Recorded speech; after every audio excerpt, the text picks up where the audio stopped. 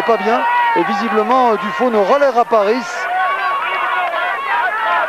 Il va se contenter de s'accrocher. Il est étonnant, ce Rhys. Il est énigmatique, ce qu'on disait tout à l'heure. On ne le sentait pas très bien. On en a eu la preuve aujourd'hui, puisqu'il est lâché par rapport à ce qu'il faisait hier.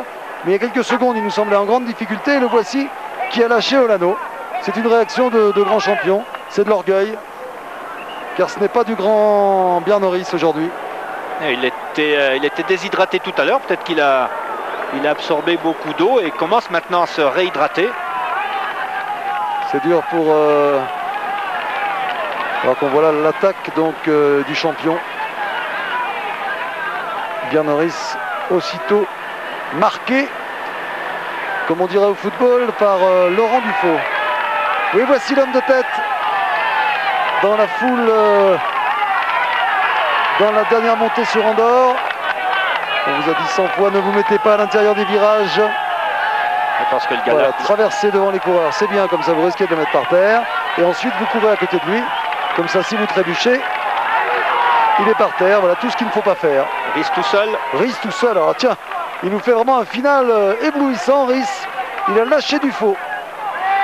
Non, mais je persiste à penser que Riis était déshydraté. Il a beaucoup bu dans la descente, le temps que son organisme se réhydrate.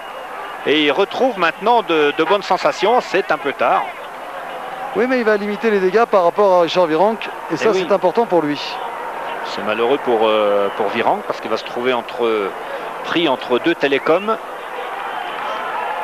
Voici Bjarne Riis, immense champion. Non, Jan Ullrich. On a tellement parlé de Bjarne Riis l'an dernier. Ça fait 7h.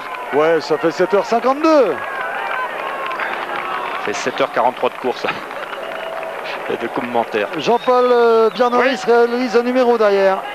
Un véritable numéro, mais il est à 2 minutes 44 secondes. 2,44 dernier chrono.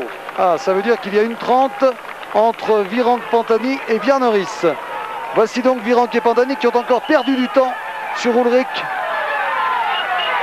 Pantani qui relance pourtant. Et Richard va peut-être s'offrir sa deuxième place en 2 jours. Le kilomètre, j'ai l'impression que Ullrich a augmenté très nettement son avance dans ce final.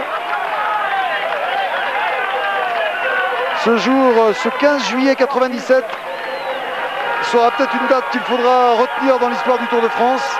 Du cyclisme. Oui, et du cyclisme. On est peut-être en train de signer un bail pour quelques années. C'est fort possible. Parce que ce qu'a fait Ullrich aujourd'hui, c'est du grand art. Sous le regard de Jean-Marie Leblanc, de Xavier Guyot-Beauchamp, à gauche de votre écran. Le champion du jour, Jan Ullrich, immense champion, que l'on doit saluer aujourd'hui avec tous les égards qu'il mérite. C'est la naissance d'un très grand aujourd'hui. On savait depuis l'an passé à Saint-Émilion qu'il était capable de battre tous les meilleurs rouleurs du monde. Après le Tour de France, après un lourd Tour de France entièrement au service de son leader Bjarne Riis, et bien Jan Ullrich prouve aujourd'hui quelle finale qu'il est capable également d'assommer le Tour dans la montagne. Comment pourra-t-on battre un coureur comme ça? En attendant bien sûr une défaillance, mais quelque chose me dit qu'il va peut-être falloir attendre longtemps. Il finit au sprint, Jan Ullrich.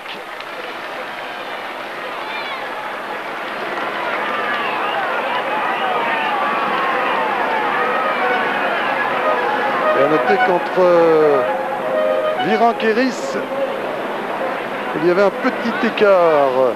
Un écart de...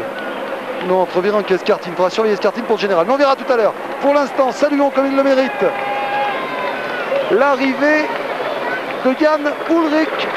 Cette image est importante. Cette image change la face du Tour 97 après 7h45 de course. Jan Ullrich prend le pouvoir dans le Tour de France. Magnifique numéro de l'Allemand. Le Tour de France change d'allure aujourd'hui. C'est le nouveau leader de l'équipe Télécom, le nouveau leader du Tour de France. Et sans doute pour les années à venir, le nouveau leader du cyclisme mondial. Bravo Jan Ullrich. Les chronomètres sont déclenchés. On va assister maintenant à la bagarre pour la deuxième place entre Marco Pantani et Richard Virenque, et l'on déclenchera bien sûr le chronomètre entre Virenque et Ris pour savoir l'avantage dont bénéficiera Richard demain au départ de l'étape. Richard qui sera assurément deuxième du classement général.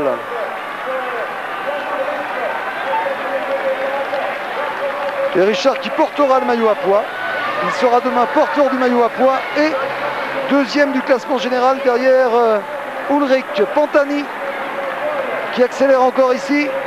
On sait que les deux hommes ne s'apprécient pas trop, enfin n'exagérons rien. Mais Richard est souvent agacé quand Pantani vient lui faire les points du classement de la montagne. Donc s'il en a la force, non, ce sera difficile. Richard aurait aimé aller chercher cette deuxième place, mais ce sera difficile. Non, il est à bout là. Il se contentera du chrono. 1 minute 07. Ils ont bien assuré dans le final. On a déclenché le chrono 1:07. Alors que Casagrande va bien se placer ici, lui qui était 16e du général ce matin.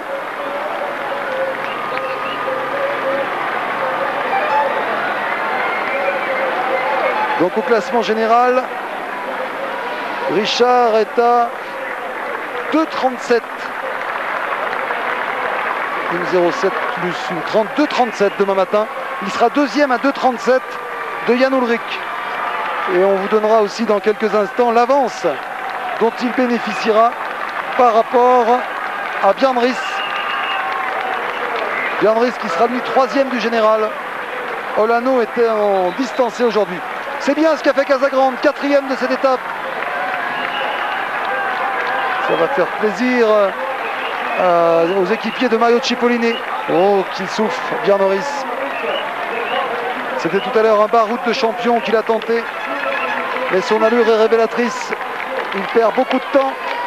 Beaucoup de temps perdu sur Richard Virenque, installé très solidement à la deuxième place du général. Voilà, il a un développement énorme. Il monte avec le grand plateau. Là. Alors tous les spécialistes de cyclisme comprendront. Regardez, il est sur le grand plateau, Björn Riis. Après 250 km de course, Dufaux revient sur lui. Petit plateau, lui derrière, il mouline. Et Björn Riis, lui, est sur le grand plateau, 52 ou 54 dents devant.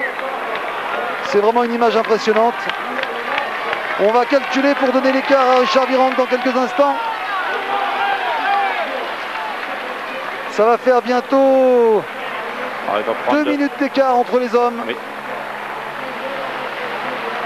Encore 5 secondes et on sera à 2 minutes. Voilà, 2 minutes d'avance pour Richard Virenque au classement général. 2:03, 2:04, 2:05. 2:10, 2:12, 2:15, 2 minutes 15 d'avance. Vous pouvez annoncer, Jean-René, que Richard Virenque, alors que Dufaux en termine, est deuxième du classement général avec 2 minutes 15 d'avance sur Björn Riis.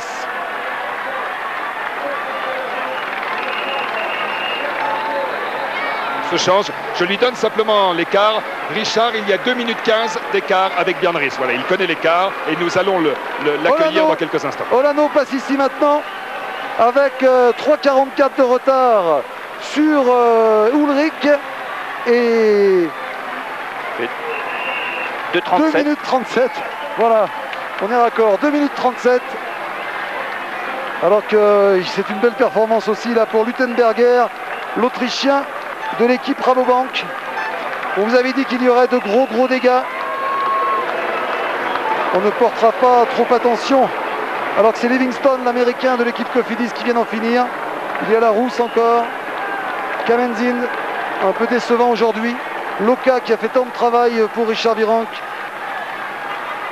On ne prêtera pas trop d'attention au chronomètre pour le retard de Vasseur, de Cédric Vasseur.